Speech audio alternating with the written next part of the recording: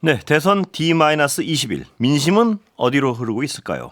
김봉심 메타보이스 부대표 모셨습니다. 어서 오세요. 안녕하십니까. 장슬기 MBC 보도국 데이터 전문기자 모셨습니다. 어서 오세요. 안녕하세요.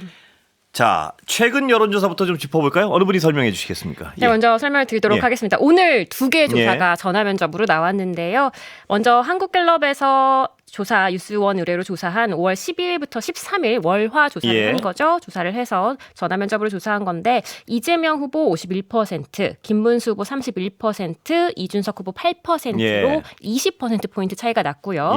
그보다 하루 앞선 일요일, 월요일 조사했던 마이크로 엠브레인 YTN 조사는 이재명 46%, 김문수 33%, 이준석 7%로 11%포인트, 13%포인트 차이입니다.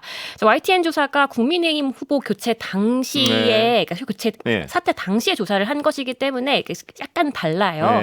그래서 조금 주의해서 봐야 될 것 같은데 이게 김문수 후보나 이준석 후보 지지율은 크게 다르지 않은데 이재명 후보 지지율이 다르다는 점에서 요거는 이제 국민의힘 단일화 사태, 후보 교체 사태, 요 사태가 조금 반영이 된 걸로 보입니다. 그래서 다시 말씀드리면 한국갤럽 같은 경우는 12일에서 13일 월화를 조사한 거고요. 마이크로밀 엠브레인 거는 일요일, 월요일 11일, 12일 조사한 거라서 하루 그 단일화 사태가 후보 교체 사태가 껴있는 거라는 거 보시면 좋을 것 같아요. 이재명 후보의 지지율은 어떤 차이를 보인다. 어떤 의미라고 설명하신 거죠, 그러니까? 이게 그러니까 한참 그 국민의힘 지지자들 혹은 보수 지지자들이 한참 이렇게 경각되어 있는 뭔가 나 전화 오면 받아야지 막 이런 상황이었기 때문에 조금 이재명 후보가 조금 덜 나온 거 아닐까라는 게 보이는데 앞으로 조금 추세는 봐야 될 것 같아요. 그런데 요거 말고도 사실은 좀 눈에 띄는 게 김문수 후보가 그런 사태 이전에는 후보 교체 사태 이전에는 30%를 넘지 못하는 조사가 더 많았거든요. 근데 오늘 나온 두 개 조사 같은 경우는 30일, 33이니까 이제 30%의 선을 좀 넘어선 거 아닌가 이렇게 보이는 결집하는군요. 네, 그런 경향이 좀 보이고 있습니다. 그리고 참고로 오늘 방송에서 소개할 모든 여론조사는요. 중앙선거 여론조사 심의위원회 홈페이지 참조하시면 됩니다. 자, 그러면 이전 어떤 의미 있는 뭐 변화랄까, 흐름의 변화랄까 이런 게 좀 있습니까? 일단은 이제 한 가지 짚고 넘어가셔야 될 부분은 그 한국갤럽 조사에서 이제 이재명이 51 나왔지 않습니까? 그리고 엠브레인 퍼블릭 조사에서는 이제 46 나왔습니다. 그럼 이제 5%포인트 정도 격차가 이제 나오는데 여기에서 한 가지 주의하셔야 될 부분은 한국갤럽은 잘 모르는 무응답 그러니까 없다 모르겠다 이런 분들한테 한 번 더 물어봅니다. 재질문이 한 번 있습니다. 그래서 재질문을 하는 거고요. 엠브레인 퍼블릭 조사는 재질문이 없습니다. 그러니까 한 번 없다. 나 지지하는 사람 없다. 지지하는 후보 없다. 모르겠다 이렇게 하면은 그냥 넘어가는 거거든요. 그럼 그 격차가 무엇을 의미하느냐? 재질문이 없는 46%는 이미 이재명 후보가 확보하고 있는 단단한 지지자 규모라고 이제 확인을 하시면 되겠고요. 그다음에 재질문을 했을 때는 처음에는 없다, 모르겠다라고 하신 분들이 그런 응답자분들이 다시 한번 생각해 보면 어떠세요라고 했을 때.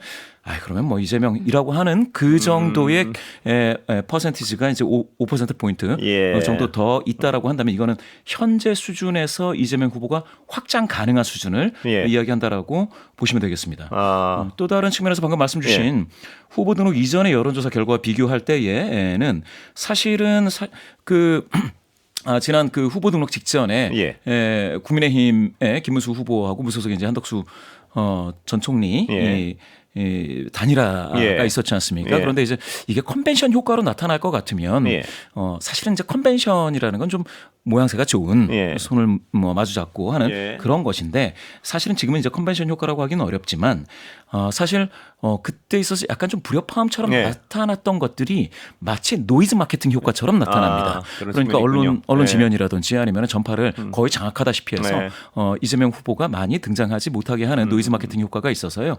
이때에는 ARS 조사에서는 김문수 후보가 지금 좀 약진하는 것처럼 나타날 수가 있겠습니다. 그런데 이제 전화 면접에서는 그렇게 나타나지 않고 김문수 후보가 마치 우리 장슬기 기자님 말씀 주신 것처럼 한덕수 후보가 얻은 정도를 얻는 그 수준까지 왔습니다. 그런데 ARS에서는 그보다 좀 더 효과를 좀 더 보고 있죠. 그런 측면에서 본다면 중도 성향이 조금 많은 그러니까 아직은 후보 결정을 많이 하지 않은 중도 성향이라든지 경제 투표자 이런 분들이 많은 전화 면접에서는 김문수 후보가 아직은 좀 더 노력을 해야 된다라는 것이고요. 예. 진영 소속감이 강한 예. 어떤 고관여 지지자들이 많이 잡히는 ARS에서는 김문수 후보가 어느 정도는 결집력을 발휘하게 된 것이다. 이렇게 예. 해석할 수 있겠습니다. 자, 우리가 지금 가장 궁금해하는 부분 중에 하나가요. 국민의힘이 여러 가지 혼란을 겪지 않았습니까? 네. 그 상황에서 과연 PK나 TK 지역은 어떻게 반응할까? 이게 굉장한 관심거리입니다. 과연 그쪽 민심은 좀 흔들리는가? 혹은 뭐 이준석 후보에게 쏠리는가? 아니면 이재명 후보에게까지 어떤 이동이 있는가? 어떤 변화가 있습니까? 어떻습니까? 근데 지금 TK랑 예. PK가 전체 유권자의 4분의 1 정도니까 사실 예. 굉장히 중요한 예. 지역이죠. 근데 그래서 그런지 이제 TK, PK부터 세 후보자 모두 다 그쪽 먼저 유세를 예. 가고 있잖아요. 그렇죠. 근데 예. 각자 이유는 다 다르지만 예. 이유가 있습니다. 그러니까 보수의 텃밭이기도 하니까 당연히 김문수 후보가 가는 게 당연한 거고요. 근데 유준석 후보 같은 경우는 내가 보수의 적자다. 내가 네. 보수의 다음 세대라라는 걸 강조하기 위해서 가는 거고 이재명 후보 같은 경우에는 사실은 너무 험지기 때문에 예. 이재명 후보 입장에서는 안 가는 것도 어쩌면 방법인데 예. 바로 갔다는 거는 어쨌든 거기서 가능성을 봤다는 거잖아요. 예. 근데 실제로 이제 대구 경북의 이제 지지율 흐름을 보면 예. 여느 때와는 조금 다릅니다. 저희 그래프 같이 보시면 예. 삼자 대결 지지율 보면 이제 보수의 심장이라고 불리는 곳인데도 불구하고 예. 김문수 후보가 얻은 게 43.1% 예. 정도 지금 현재 잡히고 있고요. 예. 그리고 이재명 후보가 33.4%입니다. 그러니까 차이가 10%포인트 정도밖에 안 나는 대단히 거예요. 눈에 띄는데요, 현재는. 이거는? 예. 맞아요. 지난번에 대구에서 예. 윤석열 후보가 72.3을 예. 얻었거든요. 근데 거기에 한참 못 미치는 수준이다 보니까 예. 이거는 해볼만한데? 예. 라는 생각은 이재명 후보 쪽에서 할 거고 반대로 이제 김문수 후보 쪽에서는 이거 잘못하면은 여기 대구도 그 예. 차이가 그렇게 크게 나지 예. 않겠다 이런 위기감이 느껴지는 거겠죠. 예, 이게 이거는 대단히 어떤 의미 있는 수치 같은데요. 이것이 또 근데 고착화될지 네. 아니면 다시 또 약간은 반동적으로 흘러갈지. 그렇죠. 예, 어떻게 보십니까? 글쎄요, 이제 또 봐야 될 텐데 예. 사실은 TK, PK 하면은 예. 막판에 이제 보수 표심이 예. 상당히 이제 결집했던 그런 곳입니다. 예. 여론조사로 예측하기가 상당히 어려운 지역이기도 했고요. 예. 심지어는 출구조사마저도 예. 틀리는 예. 그런 일들이 비일비재하게 나타나는 곳이기도 했습니다. 예. 다만 지난 4월, 올해 예. 4월이죠. 보궐선거에서는 이게 거제에서 민주당이 예. 거의 20% 정도, 예. 20%포인트 정도 이기는 그런 상황입니다. 그래서 전통적으로 격전지라고 하면 수도권이라든지 아니면 충청 예. 쪽에서 이제 그어지고 동부 지역, 예. 즉 TK, PK 또는 강원까지 보수 정당이 이제 그쪽을 텃밭으로 예. 두고 또 민주당은 서부 쪽 예. 호남하고 그리고 경기의 이제 서쪽 이렇게였었는데 지금은 다른 것 같아요. 아, 그래요? 예, 예. PK를 중심으로 해서 전선이 그어지는 느낌이고요. 예. 민주당은 과감하게 동진 정책을 펼치면서 사실은 안방에 바로 진격해 들어가고 있는 예. 실정이고요. 거기에 따라서 민심도 일부는 예. 반응하고 있습니다. 예. 그렇게 따진다면 지금 민주당이 거세게 이렇게 진행을 하는 것은 예. 바로 지방선거까지도 염두에 두는 그래요? 지방선거에서도 TK, PK에서 장악을 하고 예. TK 그러니까 대구 경북까지도 한번 진출을 해보겠다라는 욕심을 내고 있는 것 같습니다. 예. 근데 아까 제가 장슬 기자 네네. 소개하신 33대 43. 네. 이게 기존의 어떤 선거 결과로 보면 굉장히 어떤 눈에 띄는 수치라서요. 그런데 그래서 이게 어떤 지금의 그 일요일 날 상황, 그 엉망이었던 상황 때문에 이 반동, 그러니까 튀어 올라서 잠깐 나오는 현상인지 아니면 이게 어떤 의미 있는 변화의 조짐인지 여기에 대해서는 아직까지 더 흐름을 봐야겠죠? 더 흐름을 보셔야 예. 되는데 지난 2022년 대통령 선거에선 TK 그 대구에서 예. 이재명 후보가 예. 21%대 그리고 경북에서는 23%대 평균을 내자면 예. 20% 초반에 머물렀습니다. 득표가. 예. 그런데 지금 나오고 있는 지지도 여론조사에서의 지지도는 30%를 좀 넘고 있다라는 점에서 굉장히 좀 인상적이고요. 방금 의미 있는 변화가 있다로 해석하시군요. 있다라고 봐야 예. 됩니다. 그리고 대구가 예. 항상 보수 정당을 계속해서 끊임없이 밀지는 않았습니다. 예. 과거에 보면은 무소속도 당선이 되는 적이 예. 있었고요. 그런 의미에서 본다면 지금 TK 민심에서요. 예. 만약에 지금 보고 있는 보수 정당을 계속해서 미는 것보다는 예. 민주당을 한번 밀어줌으로써 또 보수 정당 에게 예. 경각심을 예. 일깨우고 그래서 좀 더 지역의 발전을 일구겠다라는 어떤 지역민들의 바람이 있다면 예. 그렇게 할 수도 있겠다라는 생각은 듭니다. 그 이재명 후보가 구호 중에요. 이재명이 남인가 뭐 이런 걸 제가 세메이가 남인가. 예, 이재명이가 네. 남인가 효과가 있습니까? 보시기에? 지금 근데 지금 예. 저희가 이 아까 그래프 보여드렸던 게 지난해 10월부터 올해 5월 13일까지 297개 조사를 종합한 예. 결과거든요. 베이지안 상태 공간 예. 모형으로 종합한 결과인데 요거를 보시면 이재명 후보의 지지율이 30% 초반대에서 이제 약간 횡보하는 느낌으로 네. 떨어지지도 않고 예. 올라가지도 그렇군요. 않고 있는 느낌이에요. 그러니까 그동안 많은 일들이 있었잖아요. 대법원 파기환송도 있었고 예. 파면도 있었고 그럼에도 불구하고 그렇게 출렁이지 않고 30%대가 거의 유지가 됐다는 거는 사실 요거는 조금 안정적인 수치일 수 그래요? 있다. 라고 예. 표현을 할 수 있는 것 같은데 사실 지금 대구 경북 분들이 전반적으로 여론조사에 많이 응할 것인가를 생각해 보면 그렇지 않을 수도 네. 있다는 생각은 들어요. 그렇기 때문에 뭐 이게 뭐 조금 낮아질 수는 있겠으나 여기서 지난번처럼 20%대까지 20% 초반대까지 내려가지는 않을 것 같다라는 여론조사 상으로는 그렇게 모든 봅니다. 조사의 어떤 종합을 하신 거면 네네. 이 30% 초반의 이 지지율은 어느 정도는 다져져 있는 것이다 이렇게 해석을 할 수 있는 건가요? 지금 현재 상황에서는 그런 것 같은데 예. 이제 김문수 후보 같은 경우가 뭔가 보수에서 뭐 핍박받는 그런 예. 그렇지만 버텨낸 예. 이런 이미지가 얻어졌잖아요. 예. 그러니까 계속 이번 주 조사가 제일 중요할 것 같은데 예. 이번 주 조사들 나오는 거 봤을 때 그럼에도 불구하고 이재명 후보가 30%대를 초반을 유지를 한다면 요건 굉장히 공고하다. 예. 왜냐하면 보수 쪽에 지금 호재랄까 뭐 예. 결집할 만한 것들이 이제 크게 없었는데 이번 예. 생기는 거잖아요. 예. 그렇기 때문에 이번 주 후반 조사까지 조금 지켜봐야 될 것 같습니다. 후반 조사를 지켜보고 만약 이 흐름이 어떤 지속된다면 이거는 굉장히 어떤 큰 선거에서 잘 못 본 현상 아닌가요? 어떻습니까? 맞습니다. 그렇기도 합니다. 다만 예. TK, PK에서의 여론조사가 예. 막판 이슈, 그러니까 깜깜이 기간이라고 불리는 거의 일주일 남기고 크게 출렁이고 요동치는 경우가 상당히 많았습니다. 예. 그렇게 따진다면 지금에 있어서 어느 방향으로 갈 것이다라고 단정짓기는 쉽지 않습니다. 예, 변수는 뭘로 생각하세요? 추정하세요, 두 분은?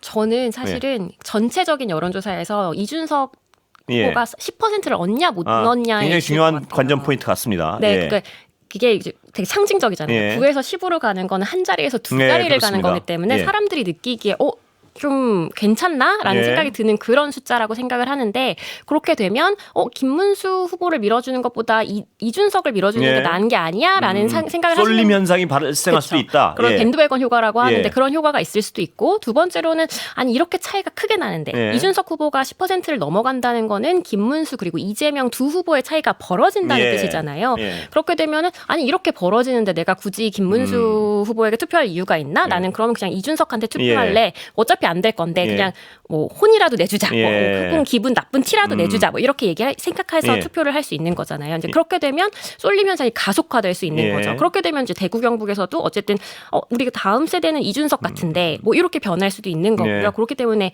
저는 전체 여론조사가 어떻게 나오느냐. 예. 근데 특히 이준석 후보가 어떻게 나오느냐. 요걸 조금 주목해야 될 것 같습니다. 대단히 선거를 보는데 장슬 기자의 지금 지적한 부분이 흥미로운 점 중에 하나는 분명한 것 같은데요. 지금 흐름은 어떻습니까? 이준석 후보에 대한 어떤 지지율이나 이런 거는? 이준석 후보 예. 같은 경우에는 전반적으로 이제 2030에서는 예. 지지도가 어느 정도 잡히고 있습니다. 두 예. 자리 정도로 잡히는 추세이고요. 그렇게 따지면 이준석 후보가 가지고 있는 사실 예. 전체 평균으로 보면은 한 자릿수로 지금 많이 나오고 있는데요. 예. 그게 가지고 있는 효과가 엄청 크죠. 왜냐하면 예. 자기만의 세력이고요. 이게 이제 그 민주당으로 가건 아니면 국힘으로 가건 어느 후보와 같이 하게 되면 예. 이게 마치 잃어버린 퍼즐 조각 하나를 가지고 있는 듯한 예. 그 폭발력을 가지고 있는 것은 예. 사실입니다. 예. 따라서 이준석 후보가 독자 생존을 하겠다라고 하건 예. 완주를 해서요. 아니면은 어느 쪽하고 연대를 하겠다라고 하건 그 결정이 가지고 있는 구도 전체에서 차지하는 결정력, 영향력이 상당히 크다고 보셔야 될 것 같습니다. 예. 그런데 아까 장슬 기자 지적했지만 이준석 후보의 입장에서 보면요. 9에서 10%가 굉장히 중요할 것 같은데 만약에 지금 지지율이 확장되지 못하고 한 자리에서 고착화된다면 이준석 후보의 향후 정치 행보에도 굉장히 안 좋을 것 같은데 왜냐하면 그 확장성의 한계를 분명히 이번 같은 좋은 기회에 드러낸다면 그러니까 이준석 후보로서도 다음 주 어떤 여론조사가 굉장히 중요할 것 같습니다. 그러니까 이번 주 말 다음 주 이번 주 말 다음 주 초요. 예. 근데 중요한데 이제 지금 문제는 뭐냐면 이준석 후보의 지지층이 2030 남성이 많은 예. 거는 확실히 모두가 다 동의를 하는 예. 부분이잖아요. 근데 지난 대선에 보면 그 연령층 그리고 그 성별의 수표율이 그렇게 높지 않았습니다. 예. 그렇기 때문에 실제 여론조사보다 조금 덜 나올 가능성이 예. 지금 충분히 있는 예. 지지라고 봐야 되는 것 같거든요. 예. 그렇기 때문에 실제로 여론조사가 실제 투표 결과로까지 이어질지도 조금 의문이 있지만 그럼에도 불구하고 여론조사가 높게 나오면 이제 세력이 붙을 수 있는 여지는 조금 남아 있다 이렇게 예. 봐야 될 것 같습니다. 예. 예, 이준석 후보가 예. 작년 그러니까 2024년 총선을 앞두고 신당을 만든다라고 했을 때는 그때는 두 자릿수 지지도가 나왔습니다. 아, 예. 이준석 신당이 예. 10% 중반대까지 나왔습니다. 다만 이제 둘 중에 하나겠죠. 예. 구도가 양강 구도로 흘러가면 이준석 후보의 지금에 있어서의 지지도는 한 자릿수 5% 미만, 예. 3%, 2%대까지 낮아질 수가 있고요. 예. 그렇지 않고 1강 2중 내지 1강 2약으로 가면 예. 그렇게 되면은 두 자릿수로 갈 가능성이 있습니다. 예. 다만 한 자릿수로 압축된다 하더라도 예. 이게 가지고 있는 향후에 있어서 충분히 이걸 가지고 정치를 계속 할 수 있다라는 자신감이 있다면 예. 그러면 완주를 하게 되는 것이죠. 예, 완주. 그러니까 이준석 후보로서 고민하게 될 지지율의 퍼센트지. 그건 어떻게 보세요? 저는 10%가 아닐까. 아, 10%가 넘었을 네, 경우에는 네. 완주를 하려 그럴 것이고. 근데 저는 예. 단일화는 조금 안 할 것 같은 아, 그래요. 방향인데 몇 퍼센트라도. 네. 예, 네. 예. 그게 이제 재정적인 압박이 예. 10% 미만이면 돌려받는 그 돈이 없으니 재정적 압박이 클 거다라고 이제 많이들 이제 분석을 하고 있습니다. 예. 그런데 이준석 후보 같은 경우는 지금 거의 두 발로 뛰는 그런 행보를 하고 있고요. 그래서 많은 돈을 쓰지 않고 있기 때문에 절약하고 있기 예. 때문에 재정 압박에서 좀 자유롭다 이런 분석도 있습니다. 예. 그러니까 예. 말씀하세요. 예. 그리고 이제 저희 PK 지역도 좀 부산 경북 남 지역도 예. 조금 봐야 될 것 예. 같은데 이 지역 같은 경우도 이재명 후보가 42.7%, 김문수 35.5%로 아, 예. 지금 이재명 후보가 조금 앞서고 있는 상황이에요. 저희가 이것도 여론조사를 종합한 아, 베이지한 그것도 굉장히 의미 있는 수치 아닌가요? 그렇습니다. 지금 예. 대선에서도 지난 대선에서도 윤석열 58%, 이재명 아, 38% 그렇군요. 정도가 나왔기 때문에 예. 거의 뒤집힌 것보다 더 크게 차이가 나는. 지금까지 네. 그 결과가 고착화된다면 정말 의미 있는 수치가 나올 수 있겠네요. 보니까. 맞아요. 근데 이제 지난 총선 때도 생각을 해보시면 뭐 민주당이 그렇게 180석 가까이 가져갔는데도 부산에서는 한 석밖에 못 얻었거든요. 예. 그러니까 그만큼 지금 부산은 굉장히 민주당한테 불리한 쪽으로 흐르고 있는 상황이었는데 예. 점점 불리한 쪽으로 가고 있는 그런 지역 시도였는데 이번에 뭔가 좀 그렇군요. 바뀌는 그런 느낌입니다. 시간이 벌써 다 됐습니다. 아, 그렇습니까? 예, 다음에 또 모시겠습니다. 예, 김봉신 메타보이스 부대표 장슬기 MBC 기자였습니다. 고맙습니다. 감사합니다.